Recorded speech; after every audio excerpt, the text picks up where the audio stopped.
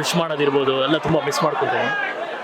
ಏನು ಮಾಡೋಕ್ಕಲ್ಲ, ನುಂಗ್ಕೊಂಡು ಹೋಗ್ತಾ ಇರಬೇಕು. ಸರ್ ನಿಮ್ಮ ಕೆರಿಯರ್ಗೆ ಯಾವ ರೀತಿ ಇನ್ಸ್ಪೈರ್ ಆಗ್ತಾರೆ? ಇಲ್ಲ ತುಂಬ ಅವರ ಗೈಡೆನ್ಸ್ ಮಾಡಿದ್ರಿ? ತುಂಬಾ ಫೈಟ್ಸ್ ಇರ್ಬೋದು, ಡಾನ್ಸ್ ಇರ್ಬೋದು, ಹಾಗೂ ಜಿಮ್ಮಲ್ಲಿ ವರ್ಕೌಟ್ ಇರ್ಬೋದು, ಆಮೇಲೆ ನನ್ನ ಕಲಾರಿಗೆ ಸೇರ್ಸೋದಿರ್ಬೋದು, ಎಷ್ಟೊಂದು ಇದಕ್ಕೆಲ್ಲ ಮಾಮ ಚಿಕ್ಕ ಒಂದು ವಿಲ್ ಸೆಲೆಬ್ರೇಟ್ 3 years. ಅಕ್ಟೋಬರ್ ಏನು ಅಪ್ಪು ಸರ್ದ ಡೇಟ್ ನಮಗಿದೆ, ಯಾವ ಡೇಟ್ ಅಂದ್ರೆ 29th.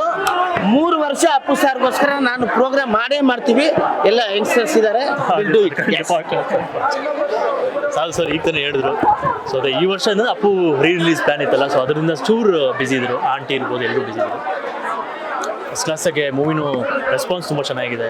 ಎಲ್ಲರೂ ನೋಡಿದವ್ರಿಗೆಲ್ಲ ತುಂಬ ಖುಷಿ ಆಗ್ತಾ ಇದೆ. ಸೊ ಪ್ರತಿ ವರ್ಷ ಇದೇ ರೀತಿಲಿ ಮಾರ್ಚ್ 17 ಮಾಮಂದು ಒಂದೊಂದು ಸಿನಿಮಾಗಳು ಬಿಡುಗಡೆ ಮಾಡಬೇಕು ಅನ್ನೋ ಒಂದು ಪ್ಲ್ಯಾನಲ್ಲಿದೆ. ಲಾಸ್ಟ್ ಇಯರ್ ಜಾಕಿ ಆಗಿತ್ತು, ಈ ವರ್ಷ ಅಪ್ಪು ಆಗಿದೆ. ಸೊ ನೆಕ್ಸ್ಟ್ ಇಯರ್ ಯಾವುದು ಅಂತ ಪ್ಲ್ಯಾನ್ ಮಾಡೋಣ. ಹಾಂ ನೋಡಿ ಬಂದಿತ್ತು. ಎಸ್ ಥಿಯೇಟ್ರಿಗೆ ಹೋಗಿತ್ತು, ಮಾಲ್ಗೆ ಹೋಗಿದ್ದೆ, ಥಿಯೇಟ್ರಿಗೆ ಹೋಗಿದ್ದೆ. ಆ ರೆಸ್ಪಾನ್ಸ್ ನೋಡೋಕ್ಕೇ ಕಣ್ಣಿಗೆ ಆ ಒಂದು ಕಿರ್ಚಾಟ, ಕಾಯಿನ್ಸ್ ಎಸೆಯೋದು, ಅದು ಥಿಯೇಟ್ರೆಲ್ಲ ಇದ್ವು ಅಲ್ಲ ಕಾನ್ಸರ್ಟ್ ಇದ್ವು ಅಂತ ಗೊತ್ತಾಗಲಿಲ್ಲ, ಅಷ್ಟು ಸಖದ ಮಾಡಿದ್ರು. ಎಸ್ ಎಲ್ಲ ಶೇರ್ ಮಾಡಿ.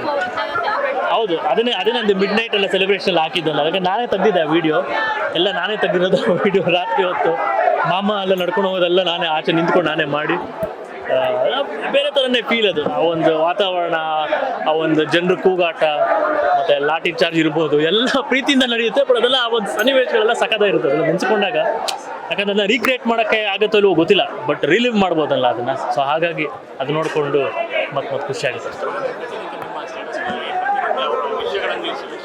ಹೌದು ಹೌದು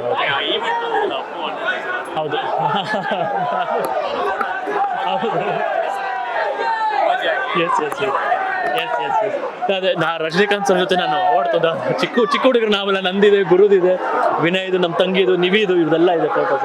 ನೋಡಿದಾಗ ಖುಷಿ ಆಗುತ್ತೆ ಅಷ್ಟೇ. ಅದೇ ಬ್ಯಾಕ್ ಟು ಸ್ಕೂಲ್ ಡೇಸು, ಮತ್ತು ಆ ಟೈಮ್ ಹೆಂಗಿತ್ತು ಬೆಂಗಳೂರು, ಅದೆಲ್ಲ ಜ್ಞಾಪಕ ಬರುತ್ತೆ ಅಷ್ಟೇ. ಸೊ ಅದು ಖುಷಿ ಆಗುತ್ತೆ ಅಷ್ಟೇ. ಮತ್ತೊಮ್ಮೆ ಮಾಮನಿಗೆ ಹುಟ್ಟುಹಬ್ಬದ ಹಾರ್ದಿಕ ಶುಭಾಶಯಗಳನ್ನು ಕೊಡ್ತೇನೆ. Thank you.